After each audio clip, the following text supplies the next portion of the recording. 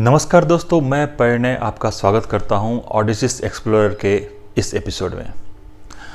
आज हम बात करेंगे बीपीएससी की, बीपीएससी मेंस और बीपीएससी प्री दोनों की।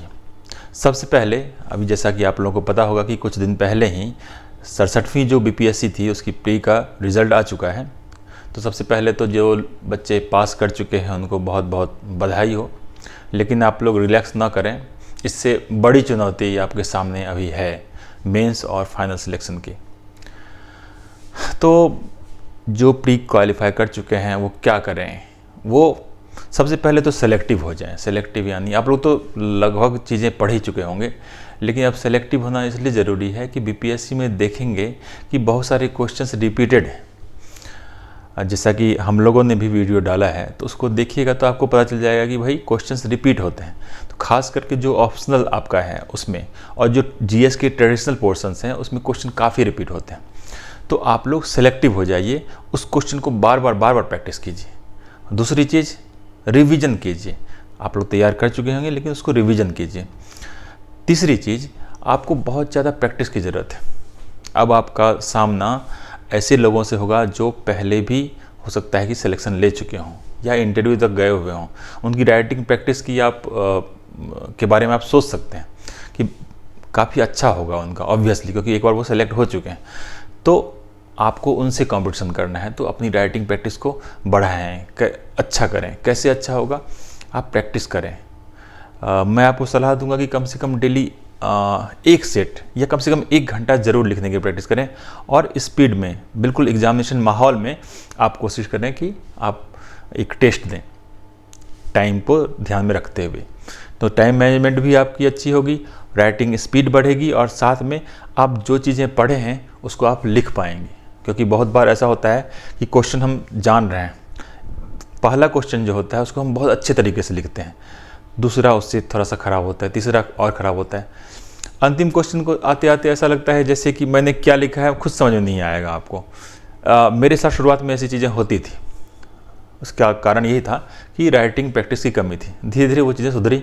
तो आप लोग अगर राइटिंग प्रैक्टिस करेंगे तो इस तरह की दिक्कतें आप लोग को नहीं होगी। और जीएस में मैं एक बात बताऊँगा, जो स्टैट वाला पोर्शन है उसमें नंबर जो होता है बहुत फ्लेक्सिबल होता है। मतलब कभी 0 भी आ सकता है अगर आपका गलत हो गया वो। कभी हो सकता है कि जितने 100% मार्क्स आ सकते हैं उसमें। तो इस पे बहुत ज़्यादा काम करने की ज़रूरत है ताकि इस पे आपको 100% मार्क्स आ जाए। 36 नंबर का होता है, 72 नंबर का फर्स्ट पेपर में जो थर्ड पोर्शन होता है, थर्ड पार्ट। तो यहाँ पे बहुत ज़्यादा प्रैक्टिस कीजिए आप, ताकि पूरे नंबर उसमें उठा सकें। ये ऐसा होता है कि कभी कभी जो है आपको सिलेक्शन आपका नहीं हो रहा है तो वो नंबर ना आपको सेलेक्ट करवा सकता है, और कभी कभी देखिएगा कि वो नंबर आपको रैंक दिलवा सकता है। इसलिए उसकी प्रैक्टिस बहुत ज़्यादा ज़रूरी है। और मैं आपको सलाह दूंगा आप लोगों को कि अगर पॉसिबल हो तो कोई टेस्ट सीरीज ज्वाइन कर लीजिए ताकि आप प्रैक्टिस कर सकें उस चीज़ की। तो ये तो बात हुई भाई जो प्री पास कर चुके हैं। मेंस सामने है, नई चुनौती सामने है। लेकिन बहुत सारे ऐसे बच्चे होंगे जो पास नहीं कर पाए होंगे प्री को। अब ऐसे बच्चे क्या करें? करना क्या है? सामने आपके 68वीं का नोटिफिकेशन आ चुका है, 68वीं बीपीएससी का। लग पड़िए अच्छे से, इंट्रोस्पेक्ट कीजिए पहले तो। मतलब हमसे कहाँ गलती हो रही है। गलती हो सकता है कि कोई एक पर्टिकुलर सब्जेक्ट में हो रही है, या हो सकती है हमारी स्ट्रेटजी में, जो पढ़ने की स्ट्रेटजी है उसमें गलती हो रही हो। कट ऑफ जैसा कि आपको पता है कि काफ़ी है गया है, 113 गया है। तो बहुत ज़्यादा आपको प्रैक्टिस करने की ज़रूरत पड़ेगी इसमें भी। इंट्रोस्पेक्शन से क्या होगा कि आप अपनी गलतियों को ढूंढ पाएंगे, कहाँ कौन से पोर्शन में हमने गलतियाँ की हैं, और उस पर ज़्यादा जोर देंगे। मैं अपने लिए क्या मेथड अपनाता था कि ऐसे क्वेश्चन, ऐसे पोर्शन जिस पे मुझे कमांड है ना, उसको और अच्छा करने की कोशिश करता था, ताकि उसमें तो कम से कम नंबर ना ही कटे। और जो दूसरा सेक्शन है जिसमें कि थोड़ा सा मुझे कंसेप्ट की दिक्कत होती थी या फैक्ट की दिक्कत होती थी, उसको कोशिश करता कि एवरेज लेके चलाऊँ। कभी भी आपको 150 में 150 क्वेश्चन तो सॉल्व करने नहीं है। आपको 120-125 का टारगेट लेके चलना है। तो 25 क्वेश्चन ऑब्वियसली ऐसे होते हैं, बहुत सारे एग्जामों में ऐसे होते हैं 10-12 क्वेश्चन जिसके बारे में आपको बिल्कुल पता नहीं चलेगा। तो उस क्वेश्चंस को देख के तो बिल्कुल हतोत्साहित होने की ज़रूरत नहीं है। आप उसको छोड़ के चल सकते हैं। मतलब हमको टारगेट लेके चलना है 120-125 का, और आप जब सेक्शन वाइज देखेंगे उस चीज़ों को तो आपको लगेगा कि भाई हम कर सकते हैं। अगर आप सही तरीके से पढ़ें, सही मटेरियल को पढ़ें, तो आप उन चीज़ों को कवर कर सकते हैं। और बहुत सारे नए कैंडिडेट्स भी होंगे जो 68वीं बीपीएससी में बैठेंगे, तो भाई आप लोग को अब रिलैक्स करने का टाइम ख़त्म हो गया है। अब बिल्कुल जुट पड़िए आप लोग, क्योंकि काफ़ी नज़दीक है वो भी। जैसा कि आप लोगों को पता होगा कि 68वीं का नोटिफिकेशन जो आया है बीपीएससी का, उसमें कुल मिला के 358 सीटें हैं अभी तत्काल में। लेकिन ये सीटें वो लिखा है कि घट बढ़ सकती हैं। आमतौर पे ये सीटें बढ़ती ही हैं, इसलिए उम्मीद है कि 358 से तो ज़्यादा ही रहेगा। और नए बच्चों के लिए मैं ये बता दूं कि नॉर्मल ग्रेजुएशन चाहिए, कोई ऐसा नहीं है बहुत स्पेशलाइज चाहिए बीपीएससी या किसी भी सिविल सर्विसेज एग्ज़ाम के लिए। तो नॉर्मल कोई ग्रेजुएट है तो वो इसके लिए एलिजिबल है। एक केवल पोस्ट है जिला अग्निशमन पदाधिकारी, उसमें साइंस ग्रेजुएट चाहिए। साइंस ग्रेजुएट हो या फिर मैकेनिकल इंजीनियरिंग से ग्रेजुएट हो या फिर ऑटोमोबाइल इंजीनियरिंग से ग्रेजुएट हो या ये अग्निशमन से इंजीनियरिंग से ग्रेजुएट हो, तो ये लोग एलिजिबल होंगे। नॉर्मल जो आर्ट्स वाले हैं वो अग्निशमन पदाधिकारी के लिए एलिजिबल नहीं होंगे, हालांकि सीटें इसकी ठीक ठाक थी। अब मैं सीटों को थोड़ा सा बता दूं कि 358 सीट जो है उसमें से इस बार अभी तत्काल में एसडीएम की या जिसको बोलते हैं डिप्टी कलेक्टर की, सीनियर डिप्टी कलेक्टर जो पोस्ट होता है, उसकी कोई भी सीटें नहीं है। तो शुरू में तो लगेगा कि भाई एसडीएम तो बन नहीं पाएंगे, लेकिन हो सकता है कि सीटें आएँ उसकी, तो इसीलिए आप लोग ध्यान में रखिए इस चीज़ों को। लेकिन तत्काल में तो एसडीएम की सीटें नहीं हैं। जो डीएसपी है और जो हमारी सेवा है, मतलब कि सहायक आयुक्त तो राज्य कर वाली बिहार फाइनेंस सर्विस की, उसमें 10-10 सीटें हैं। सीटें कम हैं इस बार। जो अच्छे जो जॉब हैं, अच्छी सर्विसेज हैं, उसमें सीटें कम हैं। हाँ, अग्निशमन पदाधिकारी का जो मैंने बताया उसमें 25 हैं, सब रजिस्ट्रार के भी 25 हैं। मतलब ये सब जो है ना लेवल 9 वाले पोस्ट हैं जिसमें कि इस तरह की सीटें हैं। लेवल 7 वाले बहुत सारे पोस्ट हैं जिसमें कि अच्छी खासी सीटें हैं, जैसे कि 40 के आसपास जो है वो श्रम प्रवर्तन पदाधिकारी होता है, उसके हैं। 51 प्रखंड पंचायती राज पदाधिकारी हैं। राजस्व पदाधिकारी जो है वो भी 50 हैं। और सबसे ज़्यादा प्रखंड अनुसूचित जाति जनजाति जो कल्याण पदाधिकारी होते हैं उनकी 77 सीटें। अच्छा, एक चीज़ और, इस बार का बीपीएससी पहले के सभी बीपीएससी से एक महीने में एकदम अलग है। एकदम खतरनाक सा चेंज आया है। नॉर्मली जो यूपीएससी वाले उसको फेस करते थे, मतलब नेगेटिव मार्किंग, क्लियर लिखा है कि भाई नेगेटिव मार्किंग तो होगी इस बार। अब वो किस तरह से होगी वो डिसाइड करेगा आयोग। हालांकि आप लोगों से मंतव्य पूछा गया है, जैसे 3 तरह के मंतव्य आप लोग जब फॉर्म भरेंगे तो आप लोग को आएगा कि भाई 3 तरह का आप लोगों से ओपिनियन पूछा गया है। काफ़ी डेमोक्रेसी दिखाई दे रही है यहाँ पे। हालांकि लास्ट में यह भी लिखा है कि वो फाइनल डिसाइड जो करेगा वो बीपीएससी ही करेगा। तो मंतव्य जो है, ओपिनियन जो है वो 3 तरह के, उसमें एक तो है कि जैसे 150 क्वेश्चन है उसमें एक प्रोपोर्शनल जो है, जैसे हो सकता है कि 50 क्वेश्चन पे नेगेटिव मार्किंग हो, तो 50 क्वेश्चन जो मतलब 1/3 हो गया, तो प्रत्येक सेक्शन से 1/3 जो है उसमें नेगेटिव मार्किंग होगी। और अब वो जो क्वेश्चन नेगेटिव मार्किंग वाले क्वेश्चन होंगे वो 2-2 नंबर के होंगे, और 1/4 मतलब कि आधा नंबर कट जाएगा अगर आपका वो गलत होता है। दूसरा जो इसी में ओपिनियन मांगा है आप लोगों से, उसमें यह है कि मेथड तो यही रहेगा प्रोपोर्शनल वाला, जैसे 150 में 50 क्वेश्चन हो सकता है नेगेटिव मार्किंग को, लेकिन यहाँ पे नंबर जो है उस नेगेटिव मार्किंग वाले के वो होंगे 1-1 और 1/4 कटेगा नेगेटिव के रूप में। और थर्ड ऑप्शन जो है वो है कि पूरे के जो 150 क्वेश्चन है उस पर पूरे के पे नेगेटिव मार्किंग रहेगी। अगर गलत का करते हैं तो 1/4 जो है वो कट जाएगा, और सही अगर है तो वो 1 नंबर का होगा। तो इस बार ये बहुत बड़ा चेंज है, इसीलिए आप लोग ध्यान रखिए बिल्कुल। और दूसरी चीज़, जो फॉर्म भरने का डेट है वो तो बिल्कुल 25/11 से शुरू हो रहा है, मतलब 25 नवंबर से शुरू हो रहा है, और ये 20 दिसंबर तक फॉर्म भरने की डेट रहेगी। इसलिए आप लोग जल्दी जल्दी फॉर्म भर लीजिए। लास्ट के इस पर मत रहिए कि लास्ट टाइम आएगा तब भरेंगे फॉर्म, क्योंकि हो सकता है कि सर्वर वर्वर में प्रॉब्लम हो, कुछ तो दिक्कत हो सकती है। शुरुआत में ही फॉर्म भर लीजिए आप लोग। अब बीपीएससी नोटिफिकेशन के बारे में हमने बहुत सारी बातें की, बीपीएससी मेंस वालों के लिए भी बातें की। अब ज़रूरी है कि थोड़ा सा बीपीएससी का सिलेबस भी देख लें, है ना। सिलेबस में मेनली पैटर्न तो आप लोगों को पता है कि प्री होता है, फिर मेंस होता है। मेंस के 2 भाग होते हैं, एक तो रिटन और एक जो इंटरव्यू होता है। प्री जो होता है वो क्वालिफाइंग नेचर का होता है, मेंस की मेरिट बनती है। मतलब प्री जो है वो स्क्रीन कर दिया, मतलब जो एक कट ऑफ क्रॉस कर पाया वही फिर मेंस दे पाएगा। अब मेंस में जो रिटन वाला पोर्शन है उसमें जो नंबर आए उसका एक कट ऑफ बनेगा। फिर उसके बाद इंटरव्यू में जो नंबर आएंगे, जो उस कट ऑफ को क्रॉस करेगा मेंस वाले को, उसको इंटरव्यू देना होगा, और इंटरव्यू में जो नंबर आएंगे उन दोनों को ऐड करके, मतलब मेंस का total number written plus interview दोनों के नंबर मिलके फिर वो मेरिट बनेगी।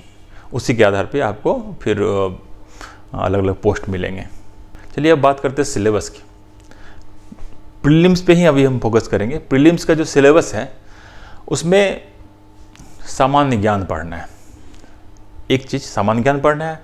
दूसरा जो समसामयिकी मतलब जो करंट अफेयर्स हैं राष्ट्रीय अंतर्राष्ट्रीय महत्व की, उनको पढ़ना है। फिर भारत का इतिहास भी पढ़ना है, और ख़ास करके उसमें बिहार का इतिहास भी पढ़ना है। सामान्य भूगोल पढ़ना है, राज्य व्यवस्था और अर्थव्यवस्था उससे रिलेटेड क्वेश्चंस रहेंगे। फिर जो राष्ट्रीय आंदोलन है अलग से दिया हुआ है, भारत का राष्ट्रीय आंदोलन और बिहार का योगदान, इससे रिलेटेड भी चीज़ें पूछी जाएंगी, ऐसा लिखा है अलग से। तो अब इसको थोड़ा डिटेल में हम अगर जानने की कोशिश करें, सबसे पहले मैंने बताया था सामान्य विज्ञान। सामान्य विज्ञान जो है लगभग 30 क्वेश्चन इससे पूछते हैं।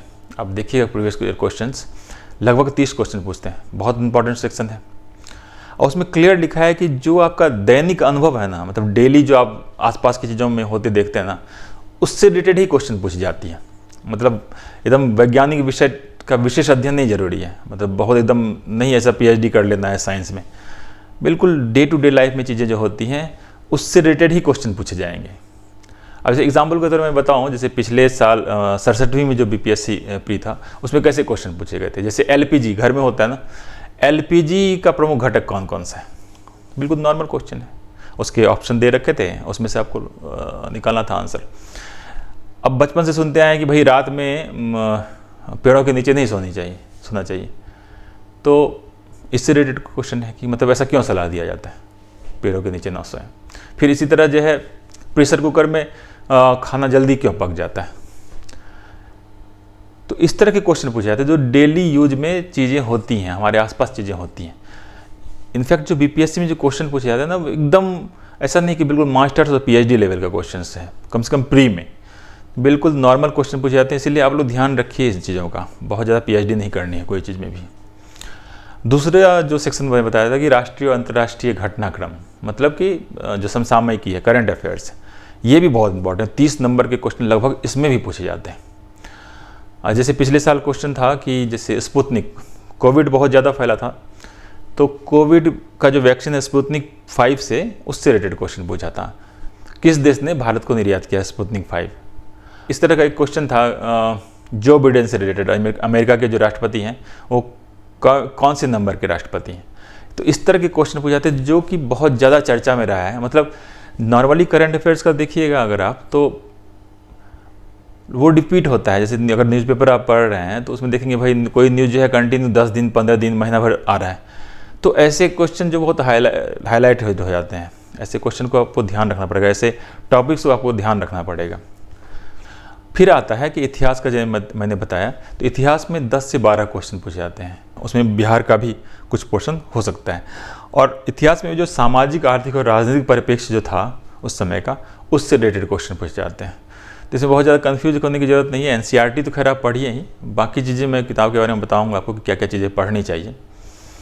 तो पिछले साल का अगर क्वेश्चन देखें इतिहास से संबंधित, तो उसमें जैसे एक क्वेश्चन था कि किरातार्जुनीय जो पुस्तक है वो किसने लिखी थी, या फिर चोल वंश का संस्थापक कौन था, कुतुब मीनार किसके द्वारा पूरा किया गया था। तो सिंपल क्वेश्चन पूछे थे, मतलब कोई भी नॉर्मल आप लोग तो मुझे लगता है कि लूसेंट पढ़ते होंगे, तो उससे भी ये चीज़ें हो जाएंगी। लेकिन NCERT आपको पढ़ना होगा, क्योंकि फाइनल सिलेक्शन तो भाई आपको लिखना तो है ना मेंस में, तो वो ज़रूर पढ़िएगा। और उसके बाद बाकी जो नोट्स टाइप के होते हैं, जो गाइड टाइप होते हैं, वो पढ़ने में भी आसानी होगी। तो NCERT बेसिक और कुछ बेसिक किताबें वो ज़रूर पढ़िए। ये तो बात हुई इतिहास की। अब भूगोल की बात करते हैं। तो भूगोल में 20 नंबर के क्वेश्चन पूछे जाते हैं लगभग। इसमें भारत का भूगोल भी पूछा जाता है, बिहार का भूगोल भी पूछा जाता है, और उसमें भी जो सामाजिक और आर्थिक भूगोल जो होता है उससे संबंधित क्वेश्चन ज़्यादा होते हैं। भारतीय कृषि का ही पूछा जा सकता है, जो प्राकृतिक संसाधन है भारत में उससे रिलेटेड क्वेश्चन पूछे जा सकते हैं। अब जैसे पिछले साल एक क्वेश्चन था कि पट्टी सीमा परियोजना किन नदियों के एकीकरण से जुड़ी हुई है, ये क्वेश्चन था। इसी तरह जैसे मृत सागर जो है, डेड सी, वो किन देशों की सीमा से नहीं लगती है। तो बहुत सारे क्वेश्चन देखेंगे जो मैप बेस्ड हैं। तो ज्योग्राफी जब भी पढ़ें तो आप मैप सामने लेकर पढ़ें, एनसीईआरटी तो पढ़ें ही पढ़ें, और उसमें भी मैप सामने लेकर पढ़ें, क्योंकि बहुत सारे क्वेश्चन जो हैं उससे सॉल्व हो जाएंगे मैप से। इसी तरह जैसे बिहार से संबंधित भी ज्योग्राफी में क्वेश्चन था कि बिहार के किस जिले में अभ्रक मिला है। तो इस तरह के क्वेश्चन देखेंगे कि मतलब नॉर्मल क्वेश्चन सब हैं, बहुत ज़्यादा डिफ़िकल्ट क्वेश्चंस नहीं है। अब आता है दो चीज़ें साथ में दिए हुए हैं इसमें सिलेबस में कि बीपीएससी में राज्य व्यवस्था और अर्थव्यवस्था दोनों से लगभग 15 क्वेश्चन, 12 से 15 क्वेश्चन राज्य व्यवस्था में और 12 से 15 क्वेश्चन अर्थव्यवस्था में पूछा जाता है। और उसमें भी जो राजनीतिक प्रणाली है, पंचायती राज है, सामुदायिक विकास है ना, या कोई योजना, भारतीय योजना है, बिहार से संबंधित योजनाएं भी, वो भी पूछी जा सकती है। इसमें लेकिन एक खासियत है क्या कि जो राज्य व्यवस्था और अर्थव्यवस्था से संबंधित जो प्रश्न होते हैं वो ना करंट बेस्ड होते हैं। तो आपको करंट तो नॉर्मल जो करंट अफेयर्स के क्वेश्चन थे वो तो काम देगा ही, यहाँ भी बहुत काम देगा आपको, तो इस चीज़ का ध्यान रखिएगा। अब जैसे पिछले साल अगर अर्थव्यवस्था और राज्य व्यवस्था की बात करें तो अनुसूची और अनुच्छेद से संबंधित भी क्वेश्चन थे। जैसे भारतीय संविधान का अनुच्छेद 300 जो है किससे संबंधित है, या 11वीं अनुसूची में क्या शामिल नहीं है। तो इस तरह के क्वेश्चन पूछे, योजना से भी क्वेश्चन पूछे गए। जैसे मानव विकास सूचकांक है, उससे भी संबंधित क्वेश्चन पूछे गए। तो बिहार का मानव विकास सूचकांक का मान कितना था 2019 में, इस तरह के क्वेश्चन पूछे गए। तो देखिए करंट से भी जुड़ी है चीज़ें अर्थव्यवस्था और राज्य व्यवस्था में, तो इस चीज़ का ध्यान रखना है आपको। उसके बाद हम बात करते हैं कि भारत में जो राष्ट्रीय आंदोलन है, ये बहुत इंपॉर्टेंट टॉपिक है। ये भी 25 नंबर के क्वेश्चन पूछते हैं। तो इतिहास का देखिए उधर 10-12 क्वेश्चन उधर था और लगभग 25 क्वेश्चन इधर हैं, मतलब कि समझिए 35 के आसपास क्वेश्चन, 35-37 क्वेश्चन के आसपास आपको इतिहास से पूछता है। अब उसमें क्या पूछता है चीज़ें, जैसे 19वीं शताब्दी में जो पुनरुत्थान हुआ था भारत में, धार्मिक और सामाजिक जो पुनर्जागरण वाली चीज़ें थी, उससे संबंधित क्वेश्चन पूछते हैं। उसके अलावा स्वरूप कैसा था उस पुनरुत्थान का, भारत में राष्ट्रीयता का विकास कैसे हुआ है ना, और बिहार की भूमिका स्वतंत्रता संग्राम में कैसी थी, इस तरह के क्वेश्चन पूछते हैं। खास करके जो भारत छोड़ो आंदोलन वाला जो था उसमें बिहार की क्या भूमिका थी, इससे क्वेश्चन लगभग सब साल आते हैं, जयप्रकाश नारायण वगैरह संबंधित। अब जैसे पिछले साल की बात करें तो जैसे भारत छोड़ो आंदोलन में कौन जो है हजारीबाग जेल से फरार हो गए थे, फैक्चुअल है पूरा, लेकिन ये काफ़ी इंपॉर्टेंट है। ये कोई इस तरह क्वेश्चन आते हैं इसमें, या क्रोनोलॉजी पूछ देंगे भाई कौन सी घटना सबसे पहले हुई, भारत छोड़ो आंदोलन हुआ, क्रिप्स मिशन हुआ, जो राष्ट्रीय कांग्रेस है, भारतीय राष्ट्रीय कांग्रेस की बैठकों से संबंधित क्वेश्चन पूछाते हैं। जैसे 1922 में जो गया में अधिवेशन हुआ था उसमें अध्यक्ष कौन थे, इस तरह के क्वेश्चन राष्ट्रीय आंदोलन में पूछे जाते हैं। उसका एक सेक्शन होता है सामान्य मानसिक योग्यता, मैथ वाला टाइप का क्वेश्चन, उससे 10 नंबर के क्वेश्चन आते हैं। तो इसमें भी बहुत हाई फाई नहीं आता, हालांकि बाकी जो जहाँ भी सीसेट वाले क्वेश्चन पूछे जाते हैं उसकी तुलना में थोड़ा सा मैथमेटिकल पोर्शन ज़्यादा रहता है, रीजनिंग वाला पोर्शन नहीं, कम होता है, हम बोले तो नहीं के बराबर होता है। जैसे मैथ में भी जैसे प्रॉफिट लॉस आप जान जाइए, टाइम डिस्टेंस जान जाइए, लॉगरिथम वगैरह से जान जाइए, इस तरह के क्वेश्चन नॉर्मली पूछते हैं प्रीलिम्स में। हम आपको दूसरे किसी वीडियो में हम बताएंगे भाई क्या क्या चीज़ें पढ़नी चाहिए, लेकिन फ़िलहाल आपको मैं बोलूँगा कि जो एनसीईआरटी है ना उसको आप शुरू कर दीजिए, जो प्री वाले बच्चे हैं, क्योंकि टाइम वेस्ट करने का कोई मतलब नहीं है। पता चला कि प्री दिए एग्ज़ाम और रिजल्ट फाइनली नहीं आया, अगर एक नंबर से भी आप चूकते हैं तो आप चूक जाते हैं, आपका साल वो खत्म हो जाता है, फिर से देना पड़ता है। इसीलिए ये मत सोचिए कि भाई 113 इस बार आया है तो 115 का टारगेट बनाएं, 125 का टारगेट बनाइए। नो डाउट ये काफ़ी ज़्यादा है, नॉर्मली तो 100 से 100, कभी 98, कभी 100, कभी 101, इस तरह के क्वेश्चन, इस तरह के कट ऑफ रहते थे। इस बार काफ़ी ज़्यादा गया है, तो हम अपनी गलती क्यों ना माने, हम और अच्छी तैयारी क्यों ना करें, ताकि बाकी की तुलना में हम और बेहतर कर सकें। हम मेंस पे भी वीडियो डालते रहेंगे, एनसीईआरटी संबंधित वीडियो भी डाली जाएगी, लेकिन अभी जो नए बच्चे हैं या जो जो 67वीं प्री जो हुई है उसमें क्वालिफाई नहीं कर पाए हैं, वो बिल्कुल हतोत्साहित ना हो और लग जाएं नए सिरे से, नई स्ट्रेटजी के साथ और नए जोश के साथ 68वीं बीपीएससी में, और इसको बिल्कुल तोड़ के रखिए और फाइनल सिलेक्शन कीजिए। Thank you.